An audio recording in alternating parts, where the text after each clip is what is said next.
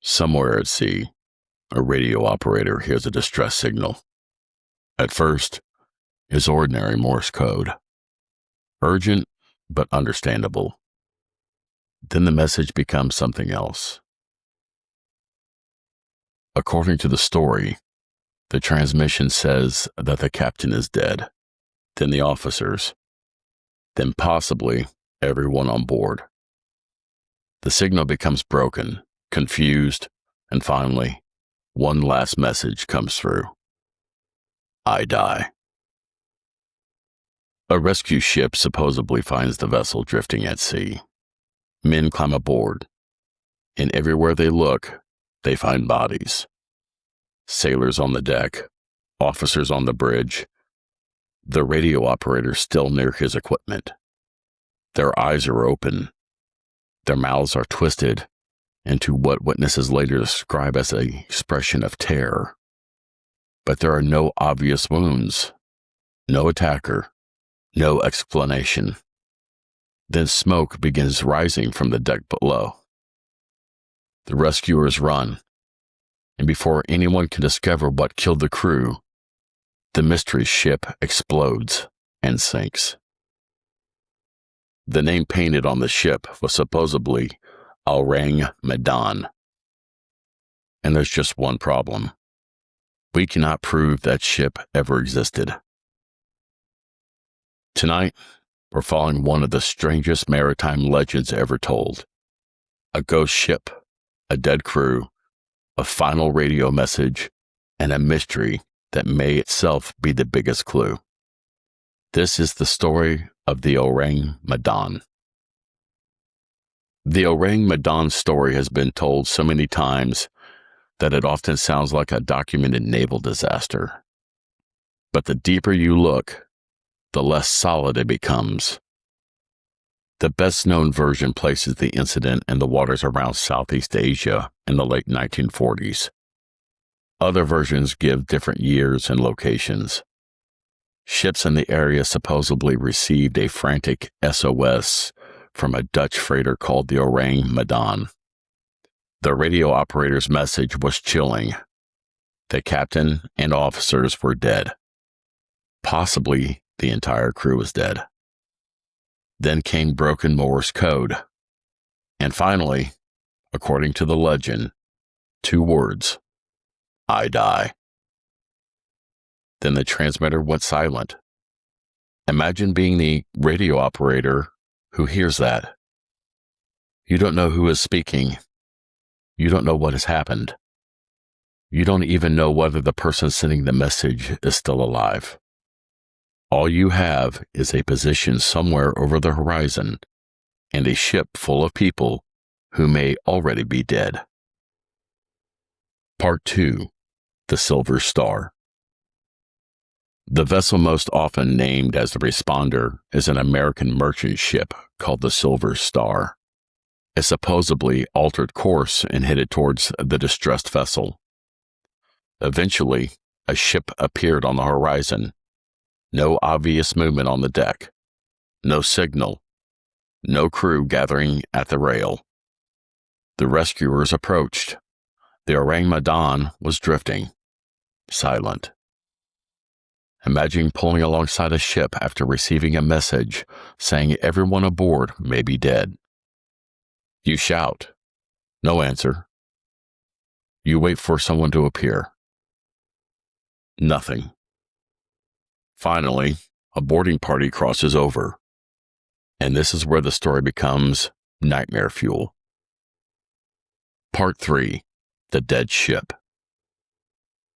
The boarding party supposedly found bodies almost immediately. Men lay on the deck. Others were found inside. The captain was dead on the bridge. The officers were dead. The radio operator was supposedly found near the wireless set. Even the ship's dog is said to have died. But it wasn't simply the number of bodies that disturbed the rescuers. It was how they looked. Accounts described wide-opened eyes, open mouths, arms stretched outwards, faces fixed in expressions that seemed less like pain and more like fear. No bullet holes, no obvious stab wounds, no visible attacker. Nothing that immediately explained why an entire crew had apparently died where they stood. Some versions even say that the air felt strangely cold despite the tropic heat.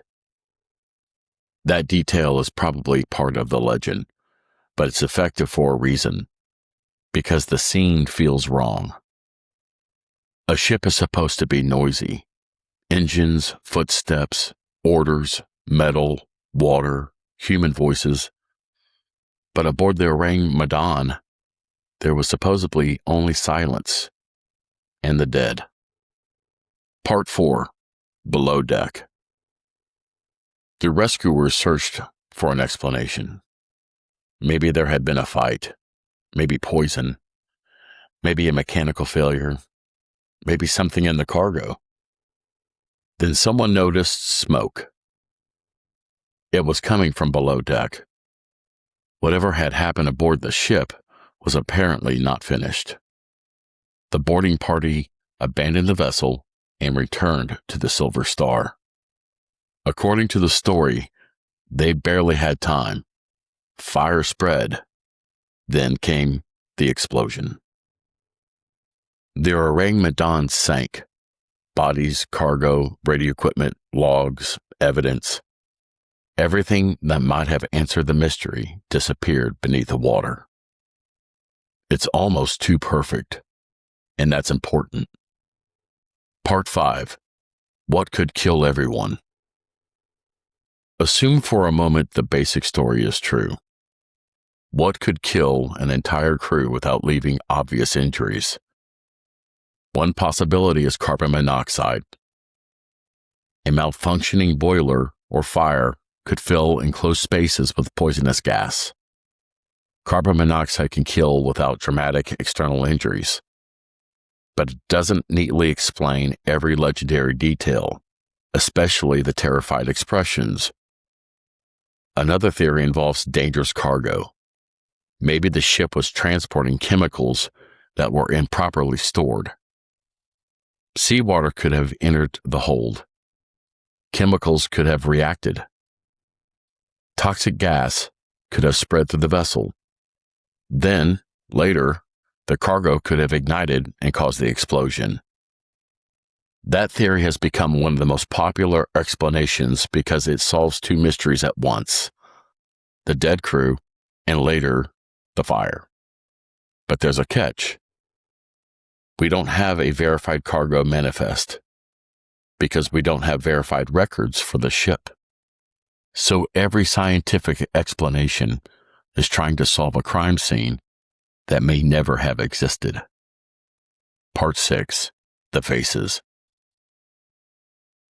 Let's talk about the part everyone remembers: the faces. Why would dead sailors appear terrified? After death, muscles relax and bodies change.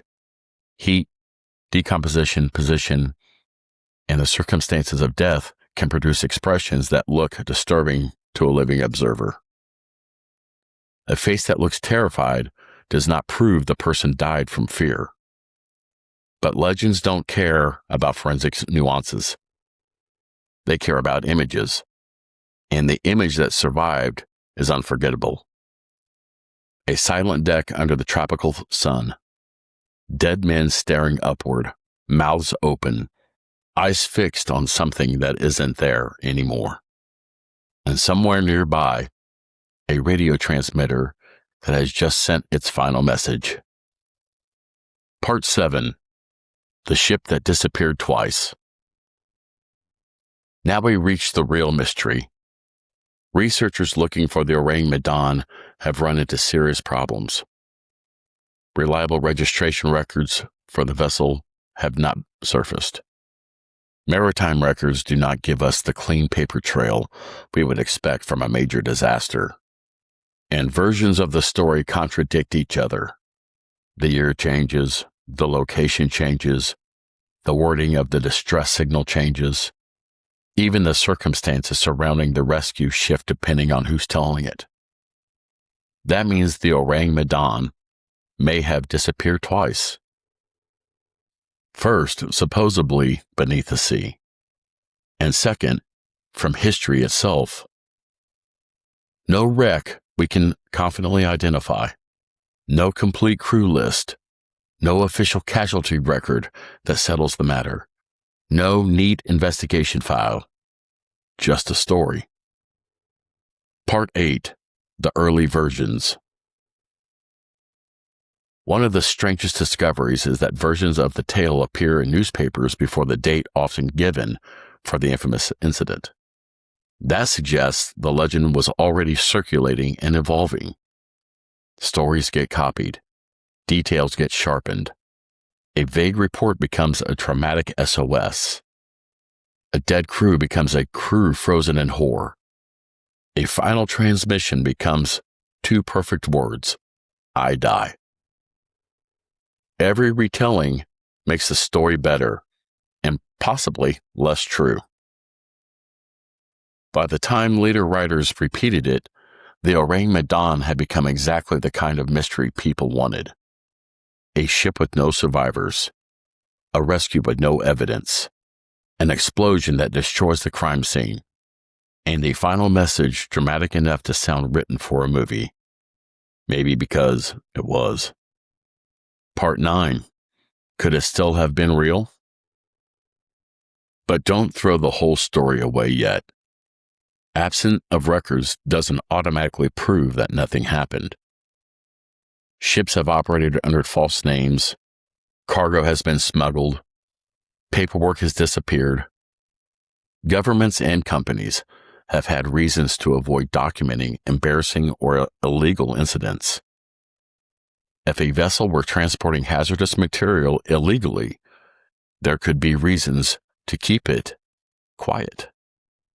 Maybe the Ourang Medan wasn't its registered name. Maybe the event was distorted from a real maritime accident. Maybe several separate incidents were blended together. That happens with folklore. A true death here, a real distress signal there, a mysterious fire somewhere else, years later, memories stitched together, and suddenly you have the perfect ghost ship, the Ourang Medan. Part 10. The Supernatural Answers. And, of course, there are the supernatural theories. Something boarded the ship. Something came out of the cargo hold. The crew saw something in the sky. Something terrified them so completely that they died where they stood. Aliens get mentioned, sea monsters get mentioned, paranormal forces get mentioned. There is no evidence for any of those explanations. But I understand why they appear. Because when a story gives you dead people with terrified faces and no visible injuries, your brain wants a monster.